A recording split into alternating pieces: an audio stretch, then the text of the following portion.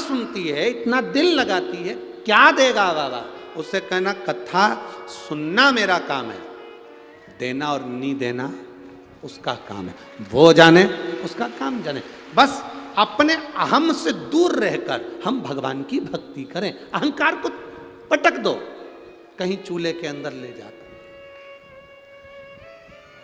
अहंकार को एक कोने में ले जाकर छोड़।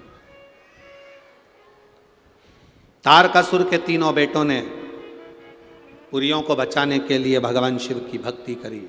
देवता नहीं नष्ट कर सके तीन पुरियों को। सारे देवता महादेव के पास जाकर बोले बाबा इनकी पुरियों को नष्ट करना है। बाबा ने कहा वो मेरी आराधना करते, मैं कैसे नष्ट कर सकता हूं।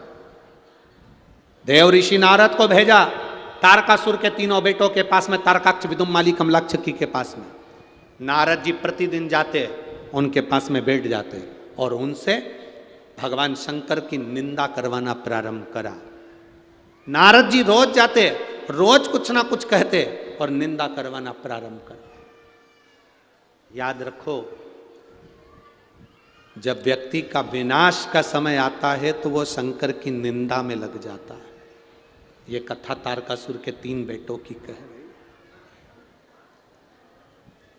ये तारकासुर के तीन बेटों की कथा कह रही, निंदा में लग। तुम्हारी पड़ोसन तुम्हारे यहां आए, भगवान शंकर का गुणगान करे तो उसको बिठाओ।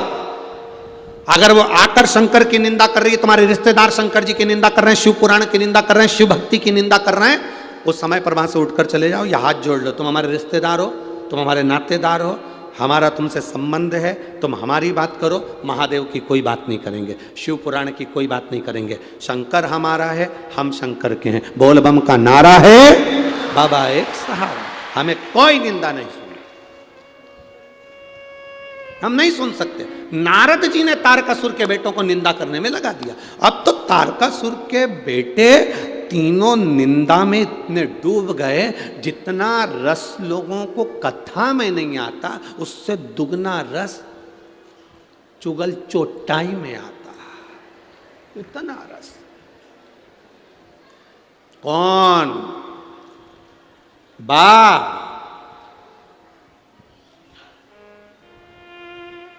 बिमलाबाई की छोरी हो, जो निंदा में डूबना प्रारंभ करा, जो डूबना प्रारंभ करा, मालूम पड़े पूरी जिंदगी बेकार कर ली। ना करिए, क्या करना।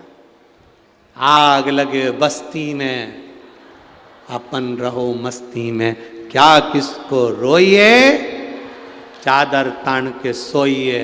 कोई कितनी भी तुम्हारी निंदा करे, कितना भी तुमसे बोले, तुम रोज मंदिर जाओ और कोई तुमसे कह दे ये चल दी सती सावित्री, ये चल दी सियोर वाला महाराज की चेली, ये चल दी रोज मंदिर, वो जितना जितना बोले तुम उतनी जोरदार खजूर की चोटी करके उसके सामने से निकलो, उतनी जोरदार।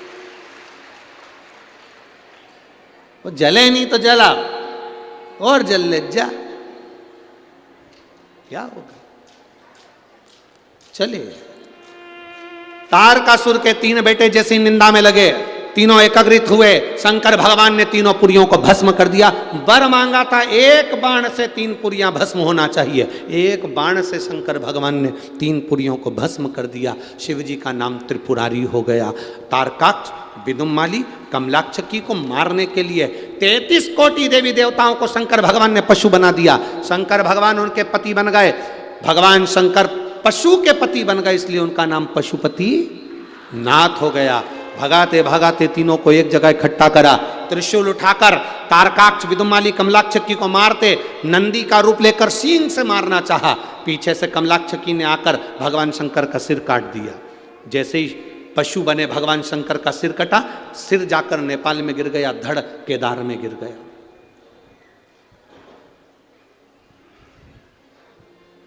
धड़ नीचे गिरा, गिरते से शंकर भगवान ने अपना असली स्वरूप लिया, त्रिशूल उठाकर तारकाक्ष, विदुम्माली और कमलाक्षकी तीनों का संहार कर दिया।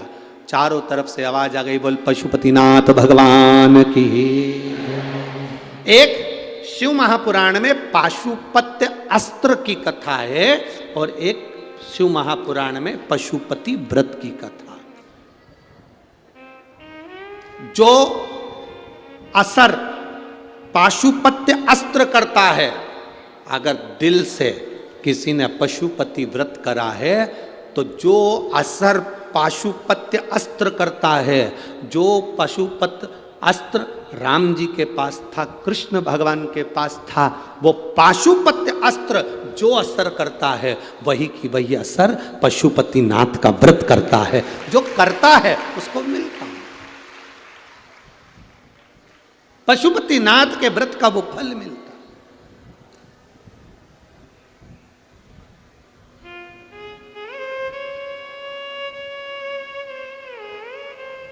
अब